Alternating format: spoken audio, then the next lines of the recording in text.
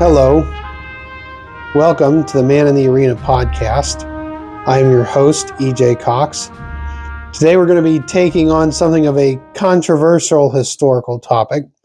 This topic always seems to spark some amount of debate, controversy, sometimes even fear of flat-out argument, especially in the comments section of any channel that discusses this topic one way or the other. And that topic today is going to be the Second Amendment of the United States Constitution in the Bill of Rights, which goes as follows: a well-regulated militia being necessary to the security of a free state, the right of the people to keep and bear arms shall not be infringed. So I recently read an article from a somewhat prominent history magazine that states that the average American has had a misunderstanding of the Second Amendment, especially in modern times. Private firearms ownership has become something that's hotly contested. On the left-hand side of the political aisle, they state that the Founding Fathers never intended for private citizens to own firearms, or that they would never have been able to conceive of the type of firearms that we have today, that modern firearms are in some way more deadly than firearms of the time. There's many reasons why I disagree with that statement in and of itself, but that might be for another video. I don't know. We'll see where this goes. And then on the right-hand side of the aisle, you get arguments that the Founding Fathers always intended for private firearms ownership, that private citizens should be able to own nuclear weapons and things like that. I'm just going to kind of jump into what the Founding Fathers themselves had to say on the topic. I'm going to do my best to not get involved in the modern political argument. I simply want to take a look at what they had to say and sort of give, I guess, at least my opinion on what they said, and also what they did, what the practice was at the time. So thinking about the Second Amendment in and of itself, a well-regulated militia.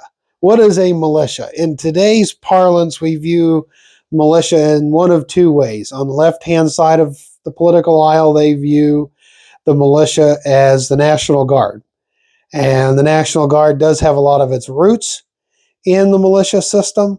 For example, the National Guard celebrates its birthday as, I believe it's the 18th of December, when in 1686 you saw the first militia units being formed in the continental colonies of Great Britain.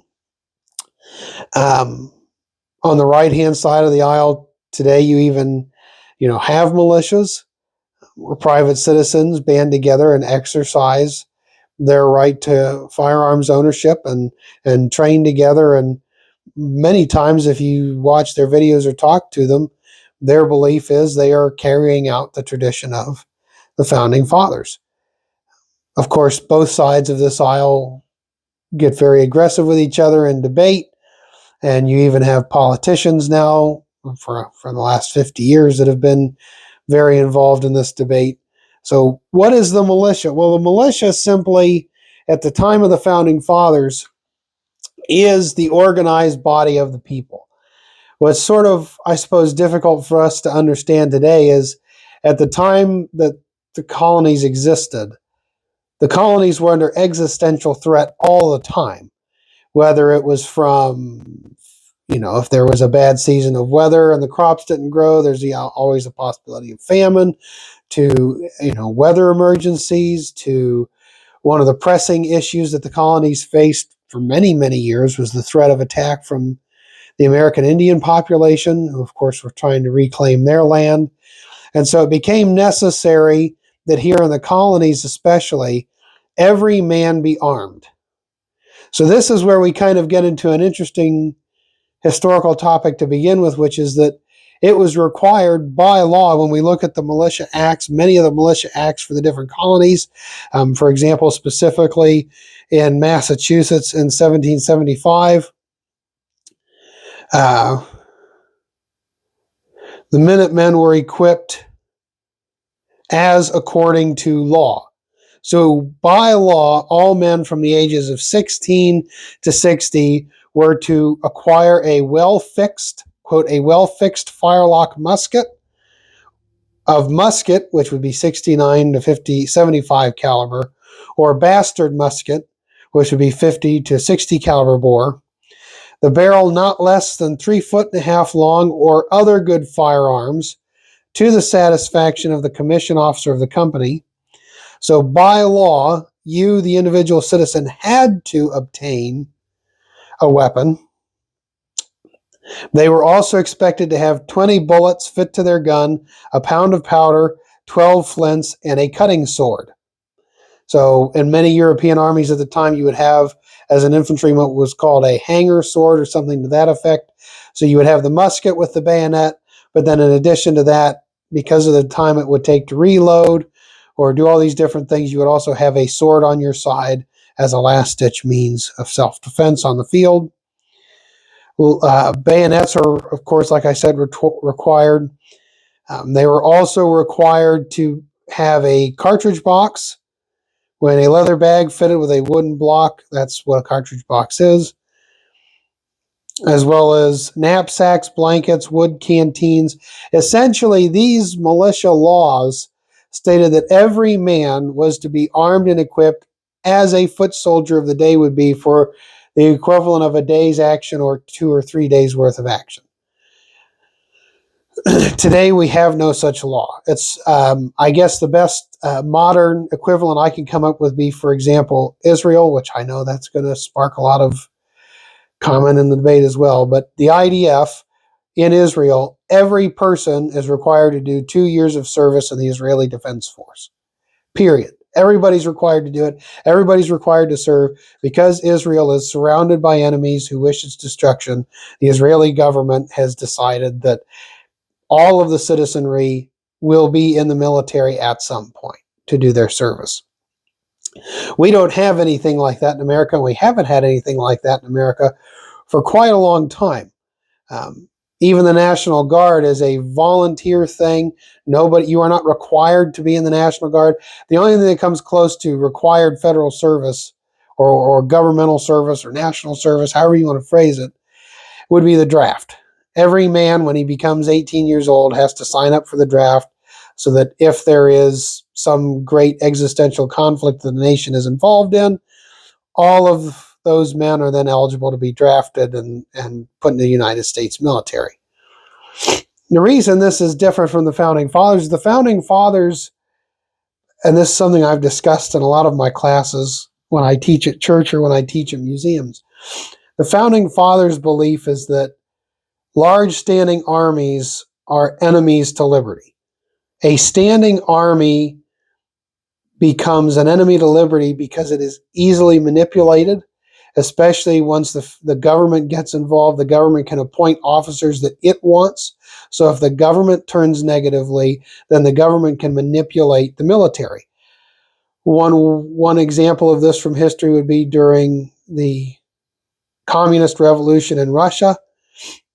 During the Communist Revolution in Russia, one of the things that the Reds did was try to get as many of the military officers onto their side of the aisle as possible, and by that way then winning over the military. Because Russia has a large standing military, it has traditionally always had a large standing military. Or at the very least, has the ability to recruit millions of men into the military and train them very quickly. In America, especially after the American Revolution, the belief is that the best way to maintain the liberty of everybody is to continue the militia system. It means that there is no need for a large standing army. All the Founding Fathers, for the most part, would have agreed that a standing army, to an extent, was necessary to do things like protect the borders, protect the high seas, the shipping that we have on the high seas, that kind of thing. But they would not have been in favor in the size of a military that we have now. Their belief was that if we were attacked by an outside force, if we suffered a civil war, for example, if the government became tyrannical, it would be the responsibility of the citizens to defend their liberty and to defend that liberty in a militia. So if you haven't guessed it already, my opinion sort of goes more towards the right of the individual to have ownership of a firearm. I know that right now there is so much debate about this, but I do believe the founding fathers would have been in support of, at the very least, each private citizen having the ability to be armed and accoutred in such a way as a regular standing soldier would or a conventional soldier would in any given military. Then there's, another part of this debate, especially that you hear from the left-hand side of the aisle is, well, they only envision the Second Amendment as a way of basically hunting. I hate to tell you this, but you are absolutely and totally wrong if you have that opinion.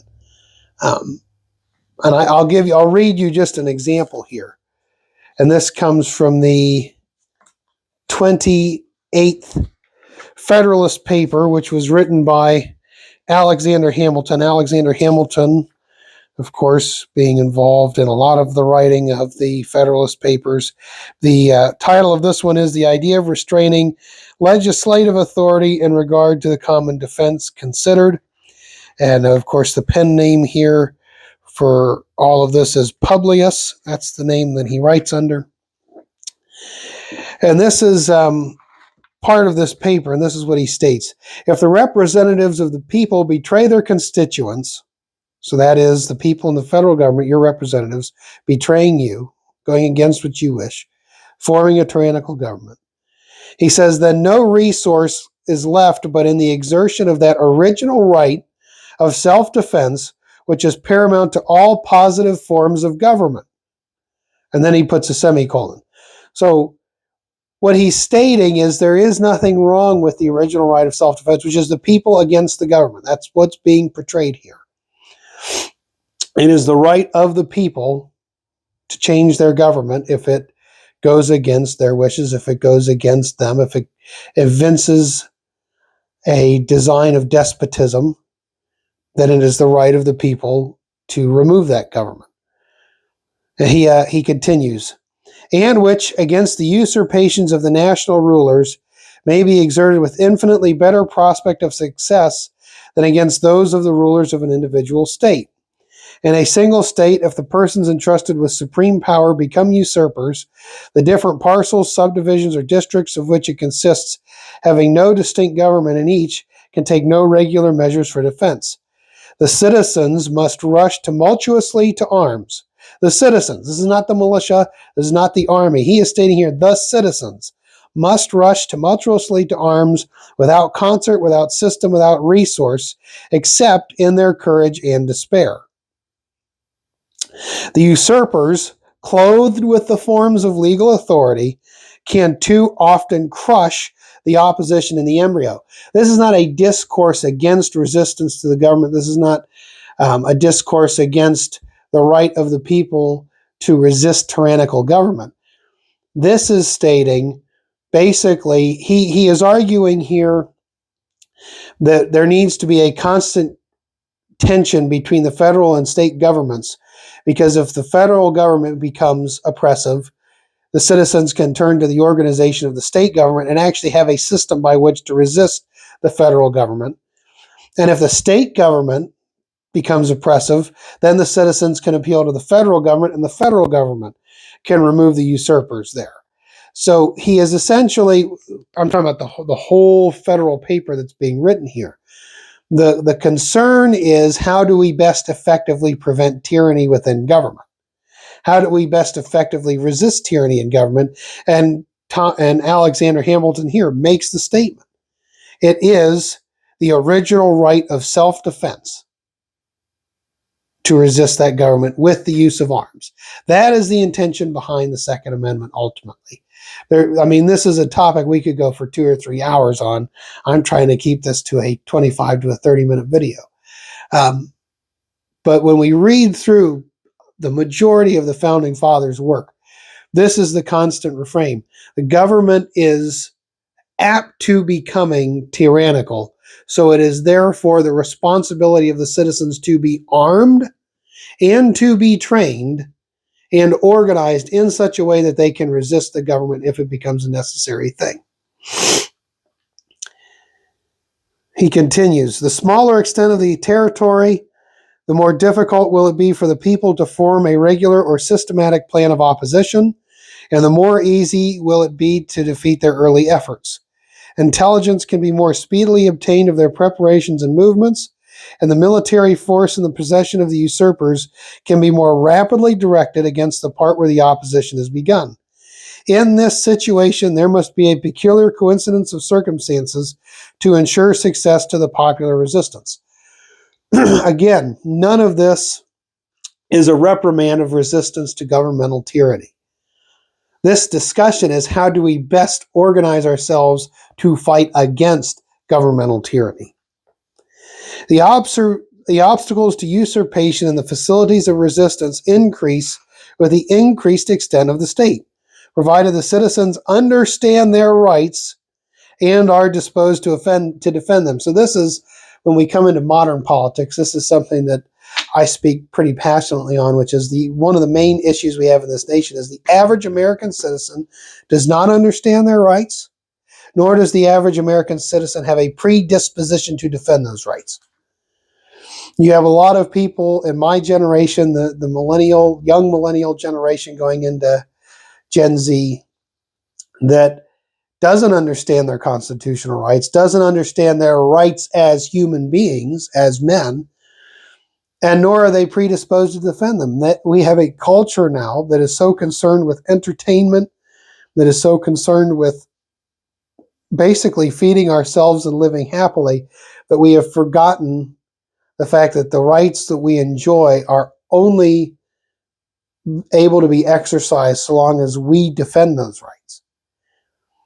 Government, George Washington spoke on this, is useful, but it is a terrible fire. It's one of those things that so long as it is well contained and it is well disciplined, government does do positive things.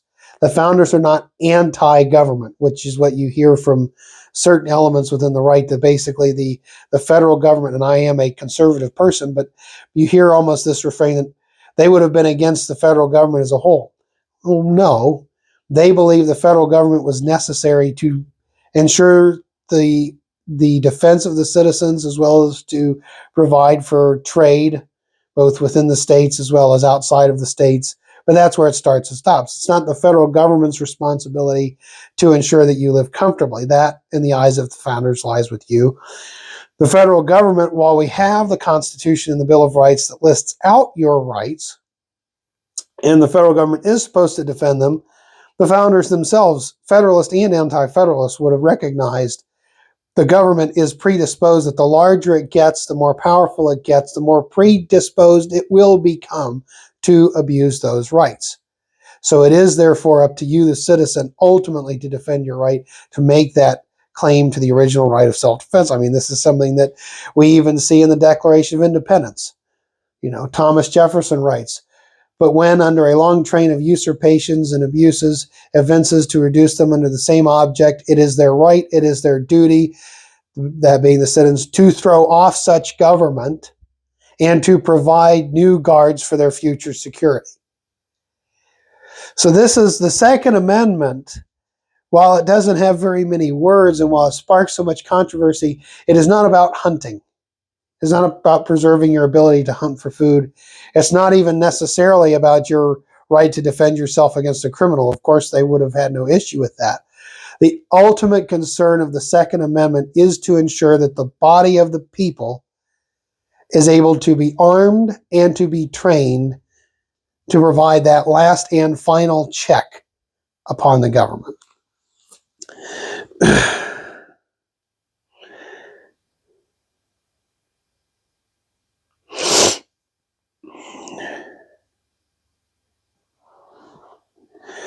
We even have this statement from Alexander Hamilton. He says, power being almost always the rival of power, the general government will at all times stand ready to check the usurpations of the state governments, and these will have the same disposition towards the general government. The people, by throwing themselves into either scale, will infallibly make it preponderant. So what that means is what we're seeing right now. We have thrown ourselves over the last 80 to 100 years into the federal government's favor, and thereby the federal government has become more powerful than the state governments. The federal government has observed a preeminence that did not exist, for example, 100 or 150 or 200 years ago.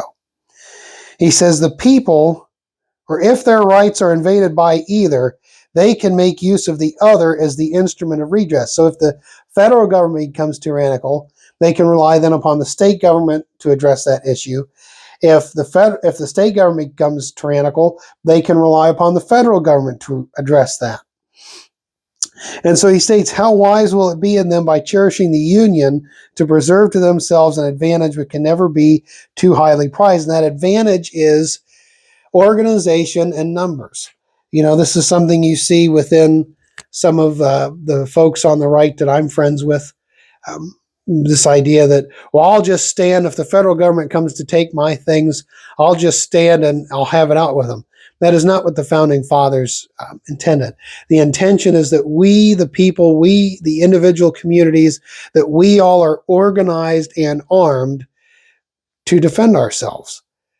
To defend ourselves against a foreign invasion, that's part of it. If part of the idea behind the militia system is if a foreign invader comes in, instead of having to wait for the regular army to be mustered and to come out of garrison and to march to wherever they need to go at a moment's notice, hence the term, for example, the Minutemen in Massachusetts, at a moment's notice, wherever that foreign army invades, the whole of the people are there armed and ready to face that threat.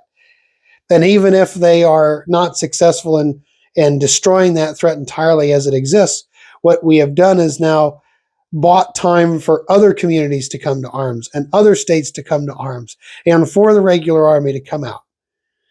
But this idea that the right to keep and bear arms is restricted solely to those governmental organizations, it just, at least from my reading of the founding fathers, is not valid. I mean, part of the issue with the powder alarm in the 1770s, and then of course Lexington and Concord in 1775, is that the British Army, and not the federal government, the Royal Army, is coming out to confiscate the arms of the militia, to confiscate their cannons, to confiscate their powder, to basically reduce the community from being able to address the tyrannical designs of the British government.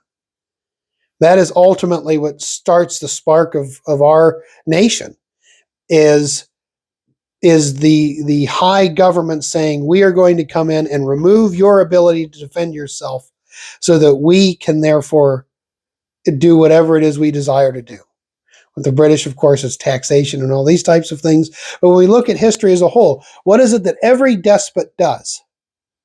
Every despot finds a way to remove the arms from the people, because now the people are defenseless. The people have no way to fight against that tyranny, because then that high government or that person, that dictator, whoever it is, then maintains the monopoly on violence. The point behind our government is to diffuse the monopoly of violence upon everybody.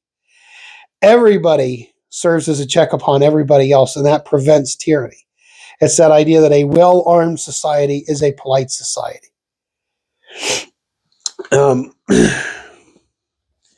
When we look here, even at other writings within the founding of the country, we have, for example, this statement from Samuel Adams in a committee of correspondence to the Boston town meeting.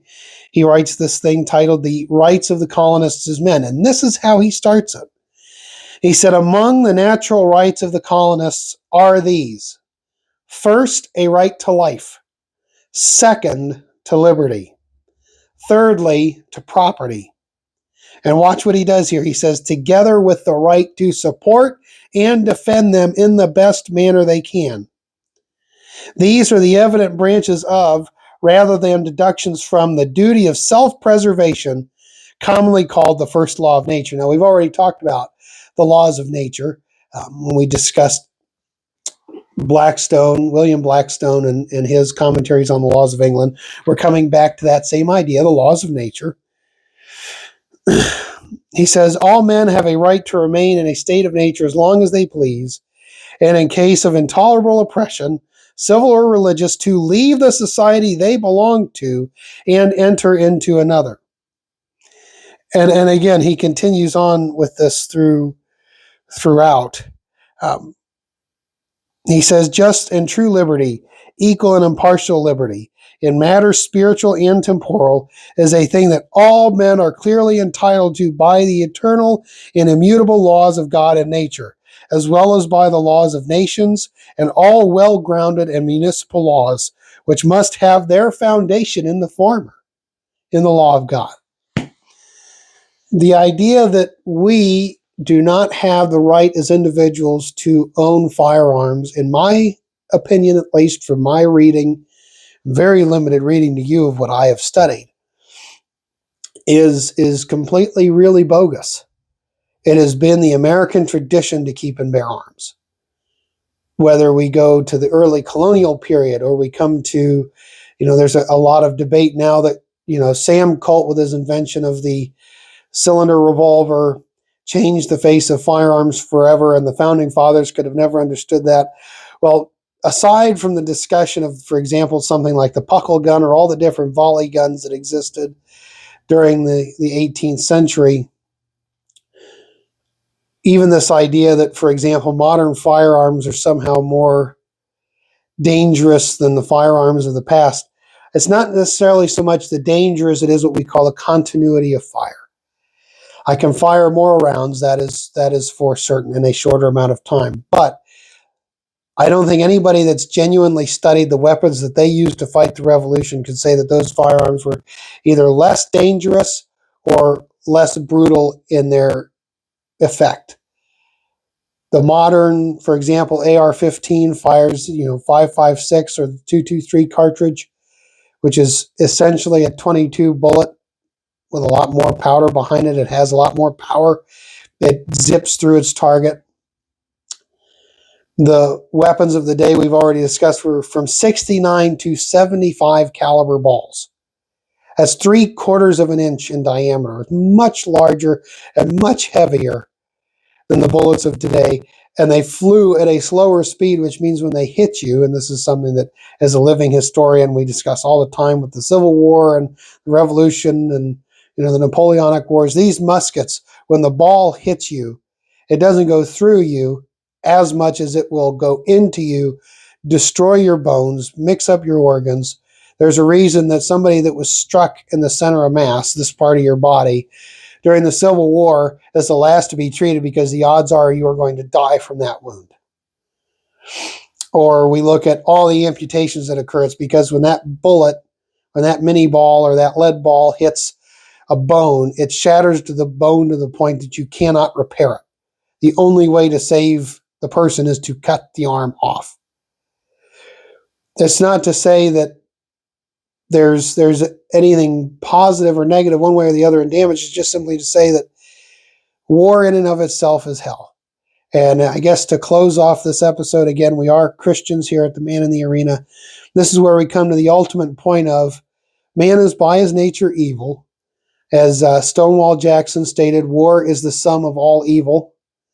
War kills, war removes people, tears apart families, it destroys capital, it destroys homes. War is something that is to be avoided as long as possible. But as Thomas Jackson also said, when the time comes, we must draw the sword from the scabbard and throw the scabbard away.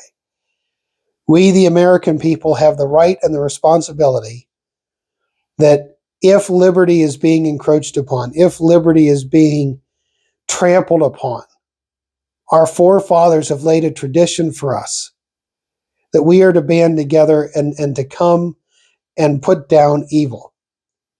The Bible teaches that all men are evil. Government has a tendency to become evil because it is administered by men. It's our responsibility to defend against that because we want to defend the innocent. We want to defend that which is right. We want to maintain freedom and to be able to enjoy the gifts of liberty. And we can only do that by being willing and ready to spill the blood of the enemy that would do that, and to spill our own blood in the devotion to that cause which our founding fathers both bled and gave up capital for and lost homes for. I think it's quite sad today that you have such an element of the academic community that's so focused on trying to disarm the people. It is a clear evidence of a dictatorial mindset. They are so concerned with the federal government having the power to do what it needs to do that they will disarm the people and subjugate the people for their either academic interest or for their political leaning. So, with that being said, I leave you with this. If my go-to, I know a lot of people have asked me, well, how do you respond to somebody that states that, well, it's meant for a militia, a well-regulated militia? My ultimate response is to go, okay, well, if we go back then to that idea of a well-regulated militia, that means you're okay with the federal government requiring, or the state government, whichever entity, requiring that every person, or at least every household, own an AR-15 or similar weapon, a plate carrier with the armor plates, an armored helmet, enough ammunition and magazines to last for a predetermined amount of fighting, canteens, tents, all the necessary equipment, the sidearms, everything, and to then for the federal government pay for the whole people, or the state government, whoever it is, to pay for the whole people to be trained and armed. That's the ultimate kind of trump card on this argument, because, okay, if we are truly going to go back to the way the founding fathers would have envisioned it, that's what they envisioned. The whole people being armed, trained, and ready, and having those arms in their own possession. That's the responsibility of the people. So thank you. If you like this video, please like, comment, and subscribe. Please follow us on TikTok, Instagram, and Twitter. And we'll see you in the next one. Thank you.